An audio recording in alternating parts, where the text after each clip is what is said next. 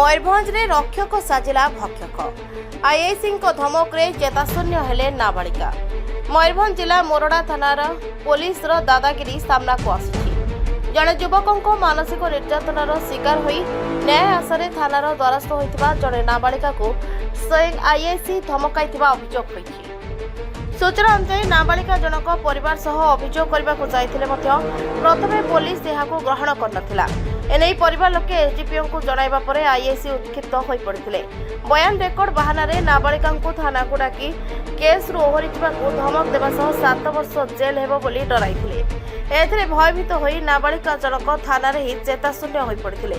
ଗୁରୁତର ଅବସ୍ଥାରେ ତାଙ୍କୁ ବାରିପଦା ମେଡିକାଲରେ ଭର୍ତ୍ତି କରାଯାଇଛି। ଆଇନ ଅନୁଯାୟୀ ନାବାଳିକାଙ୍କୁ ଥାନାକୁ ଡକାଯିବା କିମ୍ବା ଅଟକ ରଖିବା ମନା ଥିବା ବେଳେ ଆଇଆଇସିଙ୍କର ଏଭଳି ଆଚରଣ ପ୍ରଶ୍ନବାଚୀ ସୃଷ୍ଟି କରିଛି। ବିଜେଡି ପ୍ରତିନିଧି ଦଳ ପୀଡ଼ିତାଙ୍କୁ ଧରି ଏସ୍ପିଙ୍କ ଦ୍ୱାରସ୍ଥ ହୋଇଛନ୍ତି। ସେପଟେ ଏସ୍ପି ଦୀପକ ଗୋଚ୍ଛାୟତ କହିଛନ୍ତି ଯେ ନିର୍ଯାତନା ଦେଇଥିବା ଅଭିଯୁକ୍ତକୁ ଅଟକ ରଖାଯାଇଛି। ଏଥିସହ ଆଇଆଇସିଙ୍କ ବିରୋଧରେ ଆସିଥିବା ଅଭିଯୋଗର ତଦନ୍ତ କରାଯାଇ ଦୋଷୀ ପ୍ରମାଣିତ ହେଲେ ଦୃଢ଼ କାର୍ଯ୍ୟାନୁଷ୍ଠାନ ଗ୍ରହଣ କରାଯିବ।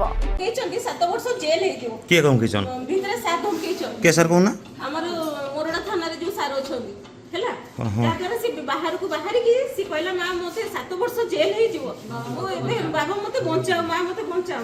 ହଁ ତାପରେ ସାଙ୍ଗେ ସାଙ୍ଗେ ତାକୁ ଅନକମ୍ଫର୍ଟେବଲ ଲାଗିଲା ଯେତେବେଳେ ଜଷ୍ଟ ସେ ଗଛ ମୂଳକୁ ଆସିଛି ପଡ଼ିଗଲା। ସେ ଆଜି କା ଘଟଣା ସନ୍ଧ୍ୟା ବେଳେ ଏବେ ଅଧଘଣ୍ଟେ ହେଲା ହେଲା ତୁମେ ଭିତରେ ତାକୁ ପୁରା ହାରାସମେଣ୍ଟ କରିଛ, ଫଟୋ ଜବରଦସ୍ତି ସେୟାର କରିଛ, ତାଠୁ ଭିଡିଓ କଲ୍ ତାକୁ ଜବରଦସ୍ତି କରିବାକୁ ଦେଇଛ।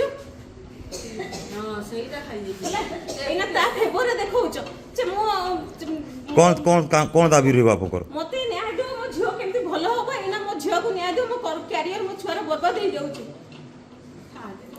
ତ କାହା ଭୁଲ ପାଇଁ ଆପଣ ଭାବୁଛନ୍ତି? ମୁଁ ସେ ପୁଅର ଭୁଲ ନା ଛୁଆର ଯେ ଯୋଉ ଅବସ୍ଥା କାହା ଭୁଲ ପାଇଁ ଆପଣ ଭାବୁଛନ୍ତି? ସାରଙ୍କର ବି ଭୁଲ ଅଛି। ମୋରଡ଼ା ଥାନାରେ ଯେ ସାର ଅଛନ୍ତି ତାଙ୍କର ଭୁଲ ଅଛି। ସେ ଧମକେଇଲେ କଣ ନ୍ୟାୟ ମିଳିଲାନି ଆପଣଙ୍କୁ? କିଛି ନାହିଁ, ଏମିତି ମିଳିନି ଏପର୍ଯ୍ୟନ୍ତ। ଗତକାଲି ମୋରଡ଼ା ଥାନାରେ ଆମର ଗୋଟେ ରିପୋର୍ଟ ହସ୍ତଗତ ହେଇଥିଲା। ଚିଚୋଡ଼ା ଏରିଆର ଜଣେ ଏକ ବ୍ୟକ୍ତି ତାଙ୍କର କପି ସେମାନେ ଥାନାକୁ ଆସିକି ରିପୋର୍ଟ କରିଥିଲେ ଯେ ତାଙ୍କର ମାଇନର ଝିଅକୁ ହଳଦୀପଳ ଏରିଆର ଜଣେ ପିଲା ଯାହାଙ୍କ ନାଁ ଶ୍ରବଣ କୁମାର ଭୂୟାଁ ସେ ହଇରାଣ କରୁଛନ୍ତି, ଭଲରେ କମେଣ୍ଟ ପାସ୍ କରୁଛନ୍ତି ଏବଂ ତାଙ୍କୁ ଷ୍ଟାର୍ଟିଂ କରୁଛନ୍ତି। ଏ ରିପୋର୍ଟ ହସ୍ତଗତ ହେଲା ପରେ ଆମେ ସାଙ୍ଗେ ସାଙ୍ଗେ ମୋରଡ଼ା ଥାନା case number 200 under section 78/296 UNS ଏବଂ ପୋକ୍ସୋ ଆକ୍ଟରେ କେସ୍ ରେଜିଷ୍ଟ୍ରେସନ କଲୁ ଏବଂ ତଦନ୍ତ ପାଇଁ ତଦନ୍ତ ଅଧିକାରୀ ନିଯୁକ୍ତି କରୁଛୁ ଏବଂ କେସ୍ ତଦନ୍ତ ତ୍ୱରାନ୍ୱିତ କରୁଛୁ। ଆଉ ସେଇ କେସ୍ରେ ଆମେ ସେ ଅଭିଯୁକ୍ତଙ୍କୁ ଏବେ ଥାନାରେ ଅଟକ ପଚରାଉଚରା କରୁଛୁ। ଆଜି ଭିକ୍ଟିମଙ୍କର କୋର୍ଟରେ ତାଙ୍କର ଷ୍ଟେଟମେଣ୍ଟ ରେକର୍ଡିଂ ହେବ 183 BNSS ରେ। ଯଦି ପ୍ରାଥମିକ ପର୍ଯ୍ୟାୟରେ ଆଲିଗେସନ ପ୍ରୁଭ୍ ହେଲା ତାହେଲେ ଆମେ ଫର୍ଦର ଫଲୋଅପ୍ ଆକ୍ସନ ନେବୁ। ଆଜି କିଛି ଲୋକ ଜିଲ୍ଲା ପୁଲିସ ମୁଖ୍ୟାଳୟକୁ ଭିଜିଟ୍ କରିଥିଲେ। ସେମାନଙ୍କ ସହିତ ସେ ଝିଅ ଏବଂ ଝିଅର ପ୍ୟାରେଣ୍ଟସ୍ ଥିଲେ। ସେମାନଙ୍କର ଅଭିଯୋଗ ଯାହା ରହିଛି ଆଇଆଇସି ମୋରଡ଼ାଙ୍କ ବିରୁଦ୍ଧରେ ଯେ ଆଇଆଇସି କେସ୍କୁ ରଫା କରିବାକୁ ଚେଷ୍ଟା କଲେ ଏବଂ ଝିଅକୁ ପ୍ରେସରାଇଜ କଲେ, ତାହା ଏପର୍ଯ୍ୟନ୍ତ ପ୍ରମାଣିତ ହୋଇନାହିଁ। ଆମର ଥାନାରେ ଆମର ସିସିଟିଭି କ୍ୟାମେରା ଲାଗିଛି ଏବଂ ଯାହା ସେମାନେ କହୁଛନ୍ତି ଯଦି ଆଲିଗେସନ ପ୍ରୁଭ୍ ହୁଏ ତାହେଲେ ଆମେ ଉଚ୍ଚ ପଦାଧିକାରୀଙ୍କ ଦ୍ୱାରା ସେଟା ସେ ଆଲିଗେସନ୍ସର ଇନକ୍ୱାରି କରିବାକୁ। ତେବେ ଆଲିଗେସନ୍ସ ପ୍ରୁଭ୍ ହୁଏ ତାହେଲେ ନେକ୍ସଟ କାର୍ଯ୍ୟାନୁଷ୍ଠାନ ଗ୍ରହଣ କରିବୁ। ଧନ୍ୟବାଦ। ଚିତ୍ରା ଥାନା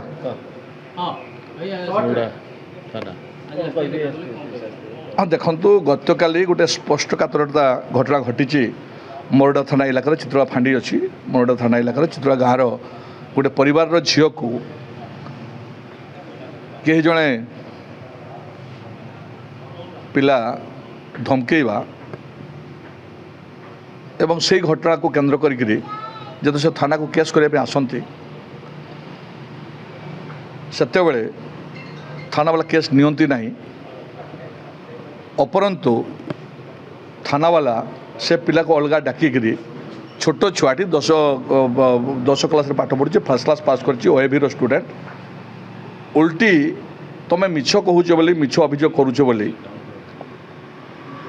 କହିକିରି ତାକୁ ଡରାଇବା ଏବଂ ପରବର୍ତ୍ତୀ ଅବସ୍ଥାରେ से पिलाटी संज्ञाहीन को तले पड़ा ए घटना को लेकिन आज आम एसपी पाक आसलु आम दल समस्ते एसपी पाक आसलु से छोट पिलाटी आम सागर अच्छी परिवार ता बापा माँ भी आम सागर अच्छा आम आश्चर्य होची थाना वाला कहीं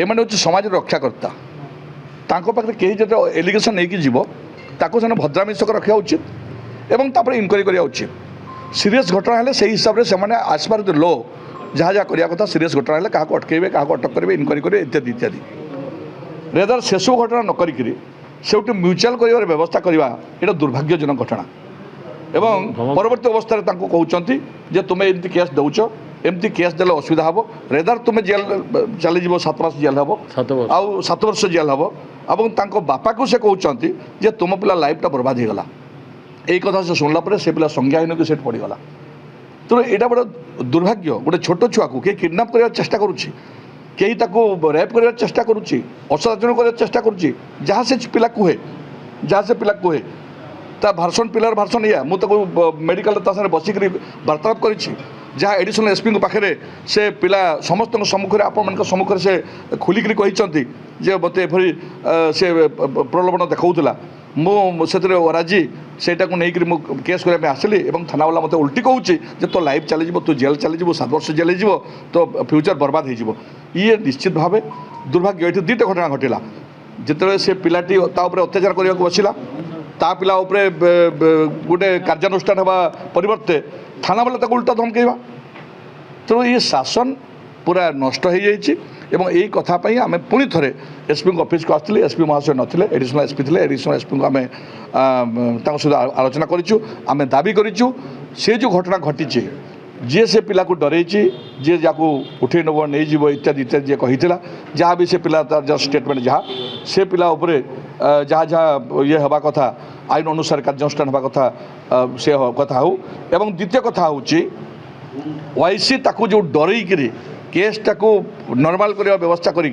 केसटा को तुम्हें नकर ए टाइप जो इशारा ताकू देले तेणु डरइबा तेणु मुझे भावुँ से एसपी थाना वाला को सेठू तुरंत सेठू हटा जाओ एवं इनक्वारी निरपेक्ष करा जाओ एवं से परिवार को सुरक्षा दि जाओ यहाँ हूँ आम दाबी अन्यथा से असुविधा पड़े जनसाधारण क्षमा देदेवे नहीं। Bureau report Narad news Odia.